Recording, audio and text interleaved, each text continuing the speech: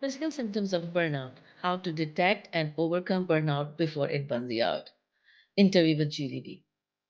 So recently, a high achiever asked me, she said, I feel like I'm sitting at the brink of burnout.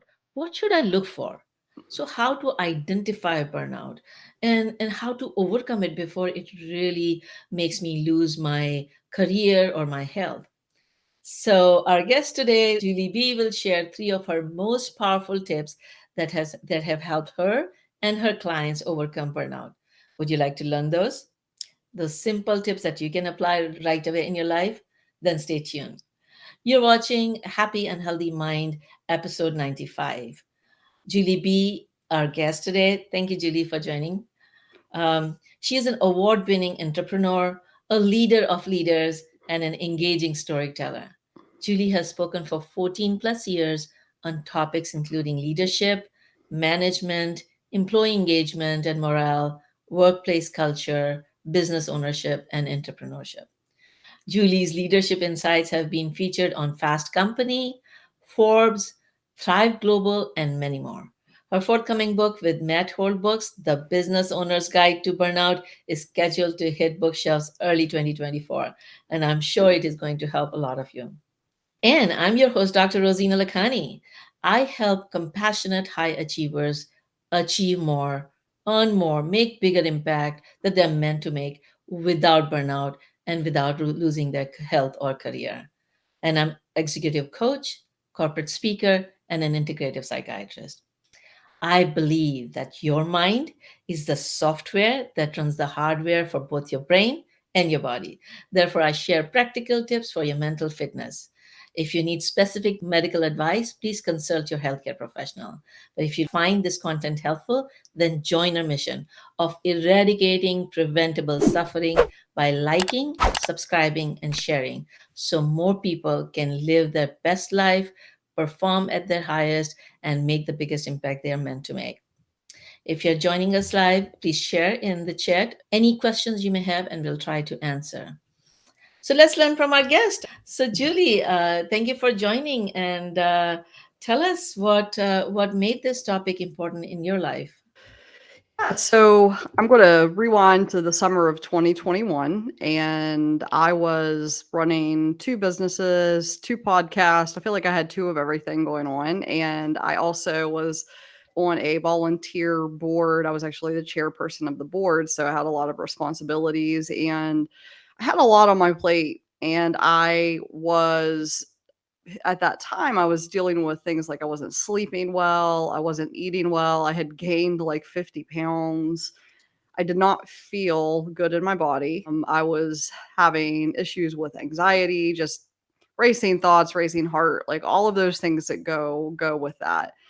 And what's interesting is that I've been through burnout. I had been through burnout before, and I knew I was kind of burned out, but I didn't realize how bad it was until one morning I woke up. I got some hard news about the volunteer organization that I was involved with, and my everything just kind of fell apart. I thought I was having a heart attack. My blood pressure was 156 over 110. My pulse was like in the 130s. I was nauseous. I was sweaty. I was having all of these like chest pains, all of these symptoms of a heart attack. So, of course, went to the emergency room.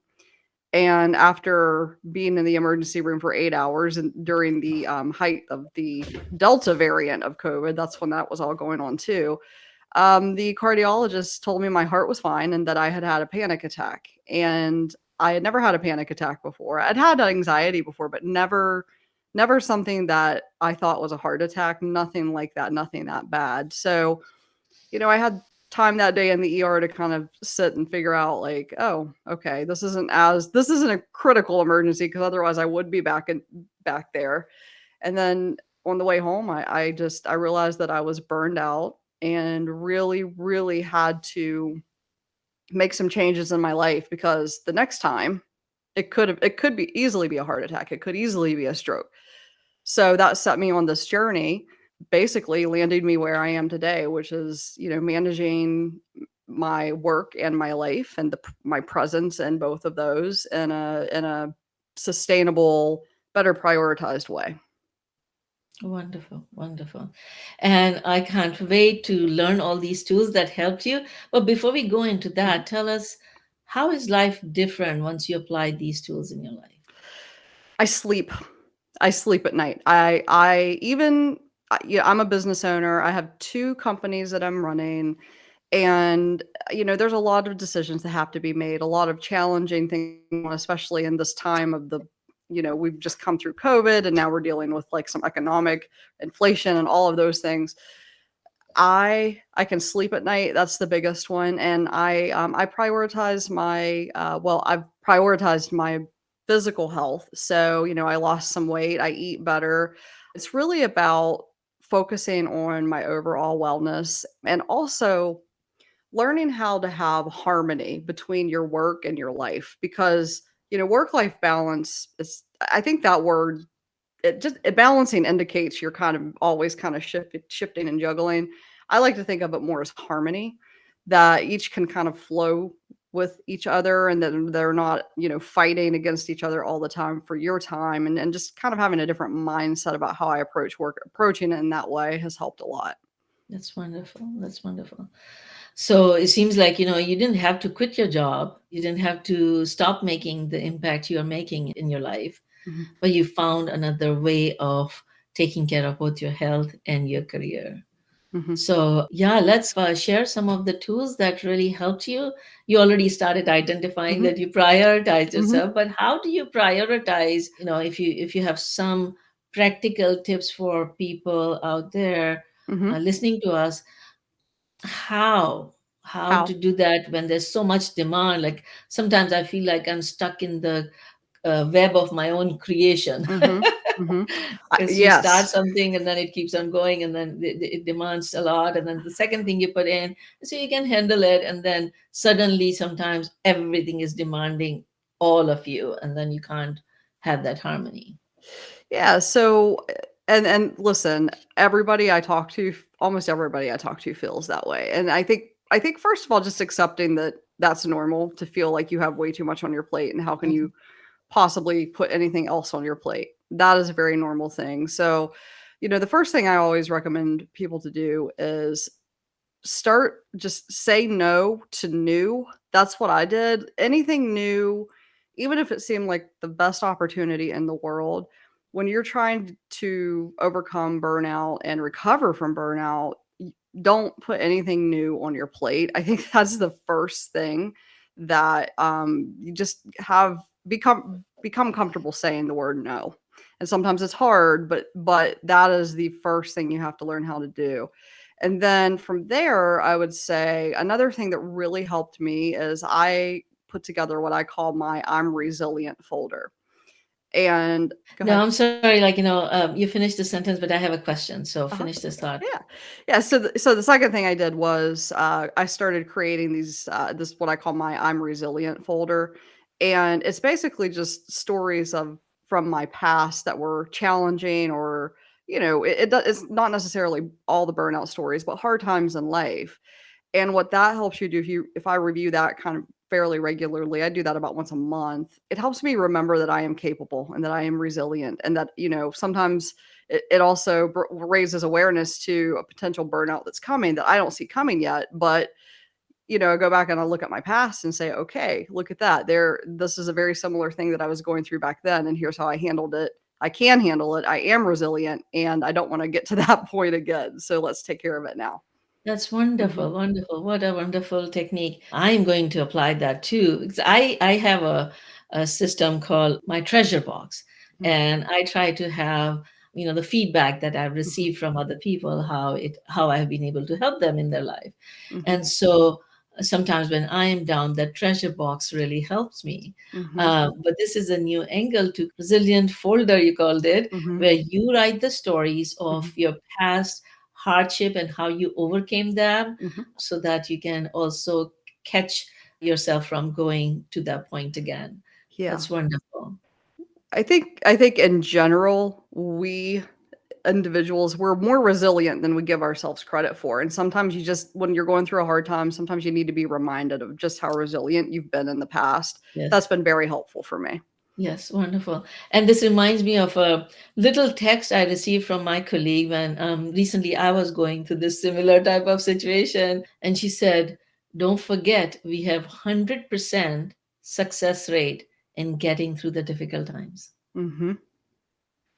We have 100% success rate in getting through the difficult times. Mhm. And that really helped me because yes, I am a resilient being, and there are lots of times that times have been hard in life that I was able to pull myself out. But when you're going through an acute phase, it is hard to remember that Mhm. because you're so drained and you're so overwhelmed with whatever life is presenting to you Mhm. that you forget.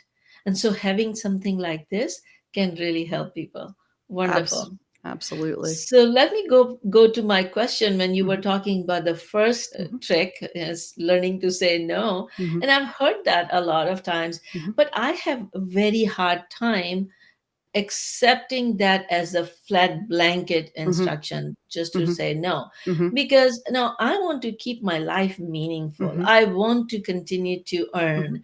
I don't want to stop earning. I Mhm. don't want to stop making a difference in other Mhm. people's life. Mhm. And I want to live my full life till Mhm. last moment. I don't Mhm. want to regret that I didn't do one thing or Mhm. the other. And so, how do you balance that Mhm. desire to be the best in life, to make the best in life, and then saying no? Because Yeah. they kind of seem like polar opposite Mhm. superficially. So, can you get a little deeper in Mhm. terms of Mm. how to decide when to say no and when to say yes? Yeah. So that's a great question. What I often tell people who my clients who, struggle with this is that it is really a no for now. If it's something, if it's an opportunity, and there's always extremes, right? So this is for most things that come up, but if a fantastic opportunity comes up that you just cannot pass up, then I would even say, yeah, this is one you've got to go for. So, just keep that in mind. But what I remind people is that it's a no for now, and most likely the opportunity will be there when you overcome and recover from your own burnout. And you kind of have to look at each opportunity individually, but I think that is really important to note, is that just because you're saying no today doesn't mean it's going to be a no a week from now or a month from now. You might just need a little bit of time to be able to say yes. So, with what you're describing, I totally get those opportunities that come up. I think it just takes, when you're in burnout, you have to have maybe a tighter filter of what you're actually willing to say yes to, because here's the thing: if you don't deal with your burnout, you're going to be taken out of the game one way or another anyways. You're going to probably not going to be able to maximize whatever the opportunity is anyways. Are you going to be able to give it your best? Are you going to be able to show up the way you really want to if you are dealing with burnout? So I think all of those things come into answering your question. It's hard to say no sometimes, and sometimes you have to realize that it is the right answer for right now. hmm So I like 2 points that you brought. Number one, it's no for now, not Mhm. no forever, and that you have to have tighter filter for saying yes. And sometimes I use the concept of opportunity cost, Mhm. that let's say if you have $100 and you go to the market, you have option of, let's say, buying this dress versus this food or bag of groceries. So when you buy the $100 dress, it is not only costing you $100, it is also costing you the opportunity to buy that $100 worth of groceries, Mhm. or vice versa. Mhm. The point is that you're always making the choices. Mhm. And you, by choosing one thing, you're automatically saying no to the other thing. Mhm. And so make intentional choice. Mhm. I say, like, say if you're saying no, make intentional no. When you're saying yes, make intentional yes, and not just habitually saying yes to everything because I'm afraid of letting people down, or I'm afraid of Mhm. failing, or I'm afraid of being looked down Mhm. upon. Say no intentionally, so you can say yes to your ongoing ability to continue to serve. Yeah, I think anytime we're making a decision, like if you're saying yes out of fear or if you're saying no out of fear, you have to kind of that's those are really good signs that you kind of need to dig into that. What are you actually fearing? The yes out of fear is a little bit more concerning for me because that means to me that you're trying to please somebody else usually. That's or you think that you're going to lose out and it's not always the case. So you just have to be like I said, a tighter filter, especially when you're going through burnout. You really have to, have a much tighter filter on what you actually say yes to. Yeah. I had a patient recently, and she was going through this feeling that if she says no, that her supervisor, her manager would really not like her and Mhm. she may lose her job and Mhm. stuff. And so we worked through working out, okay, well, if you say no, just kind of go, I'm Mhm. not, I cannot take this. Of course, the other person is going to be frustrated because that is Mhm. part of the overall mission of the Mhm. organization. And now you're saying no Mhm. to those things. But when she worked through, okay, these are the projects that I'm working on, these are Mhm. the 5 projects. In terms of the priorities, these are the priorities. Tell me this 6th project that you're asking me to work on, where does it fit in the Mhm. priority? So if I work on this, then maybe I can delay this one. Mhm. So when she went with not just saying no, but saying no intentionally to say yes to something else, saying, Mhm. okay, let's work together and see, okay, in my capacity, I can do these 5 things. Mhm. So how which one do you want me to say no to? And that way she negotiated a process by which she was able to avoid burning out herself and Mhm. still doing the best in her capacity. Yeah, and she probably taught her supervisor a couple of lessons there as well, Right. like, if you're asking me to take on something else, there's gotta be a different level of priority, something has to get bumped down lower on the list Right. because we all only have a certain amount of time in the day, Right. and energy and focus, so, yeah, you gotta do that sometimes. Yes, wonderful. So we talked about one, learning to Mhm, say no mhm, strategically, I would say, mhm. and two was what was the second one? It was the "I'm resilient" folder, I'm a the resilient yeah, folder.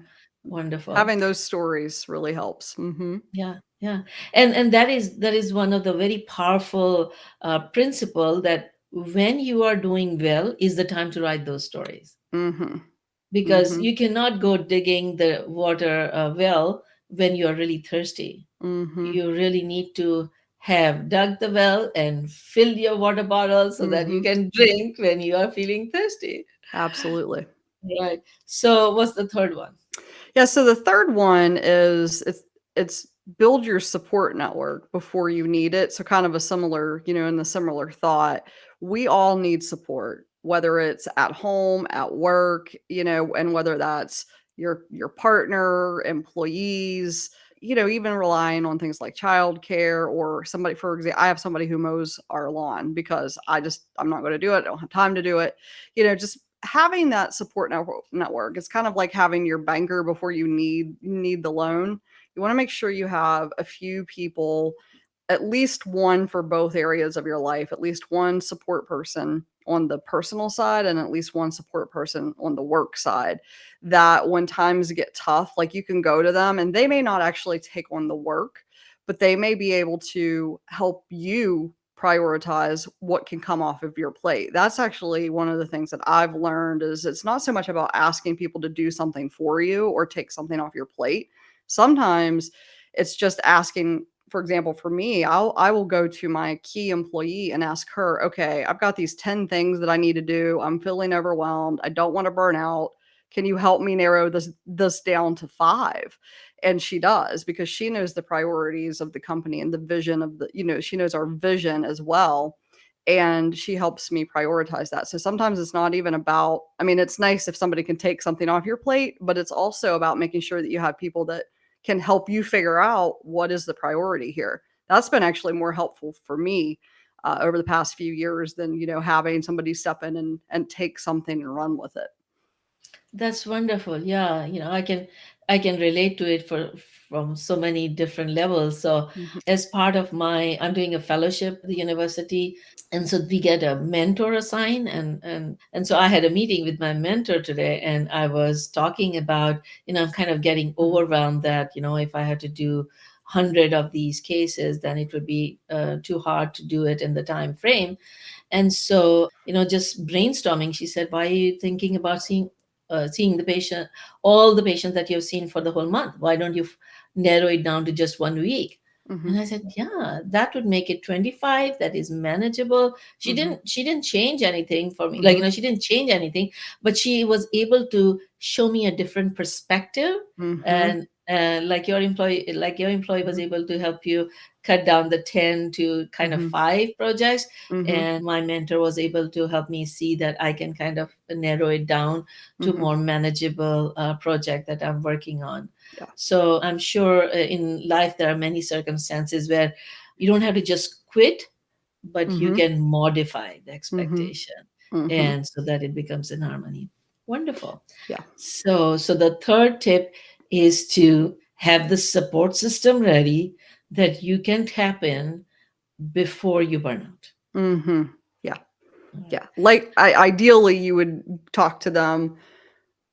Stress and burnout sometimes are used in the same to mean the same thing, but they're not the same thing. Like, stress is a normal part of life, but if you start to feel like you're constantly stressed, that's when you need to tap into your network or your support network, because if you can catch it before it goes into burnout, that's what we want here, right? Like, we don't want that stress to turn into burnout ultimately. So that's when you go to your support network and say, I'm overwhelmed, I'm stressed, I'm not sure which direction to go here, and I just need some help.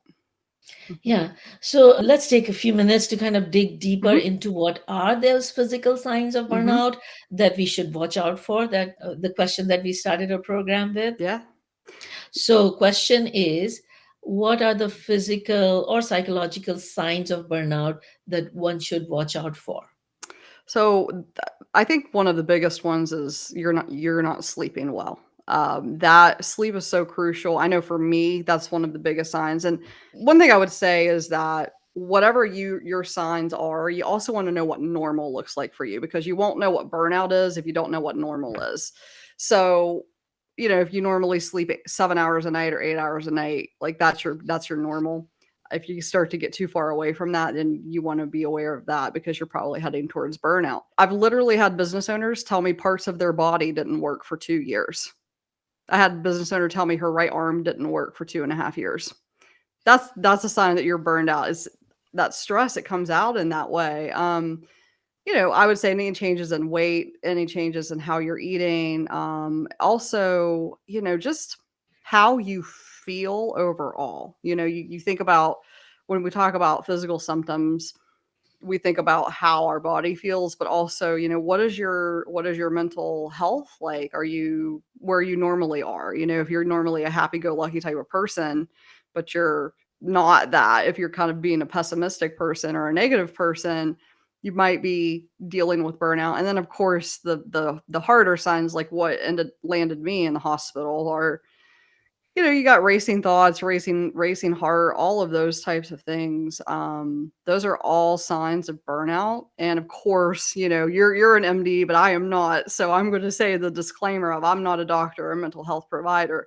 So if you have any questions about that type of stuff, go see your doctor, your healthcare providers. But those are all some physical signs of burnout that I've seen, I've heard about, and I've experienced myself. Mhm.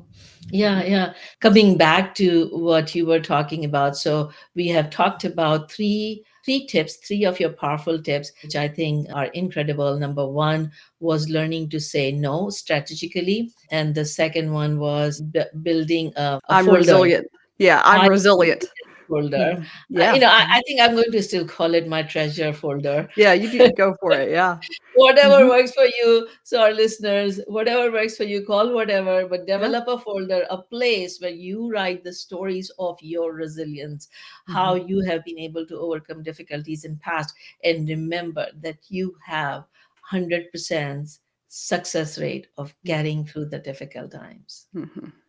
And the third point that we talked about was developing your support system so Mhm. that you can brainstorm. It would be great to have some support system to take some things off your plate, but Mhm. also the support system that would help you see a different perspective, to help you prioritize and do the best in whatever areas of priority you have chosen. Yes. So we're kind of coming to the close of our time. So do you have, can you kind of summarize and give us a take home message for the audience at this time?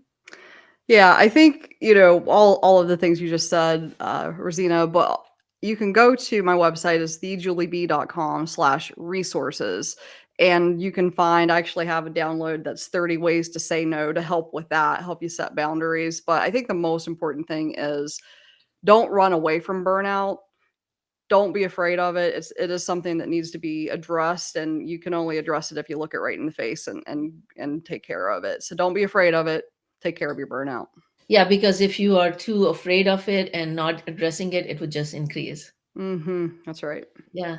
And so thank you for the gift, the 30 ways to say no. Our audience can find those as part of the resources on our website, happyandhealthymind.com.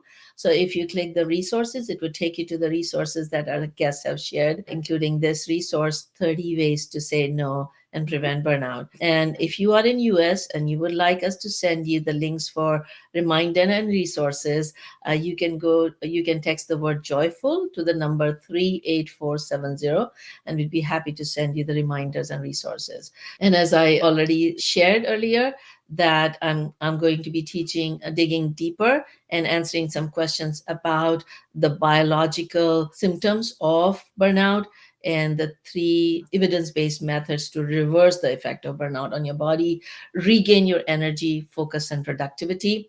And you can register for that webinar at drrosina.com/webinar. So until that time, let me leave you with this question. Today is the first day of the rest of your life, and every day is a new opportunity. Option to say no strategically, option to create your My I Am Resilient folder, option to build your support system, or anything that you identify from your past that has helped you to stay resilient. So, what are you going to choose today? Stay safe and happy and healthy. Until next time, thank you, Julie, for joining us today. Thank you.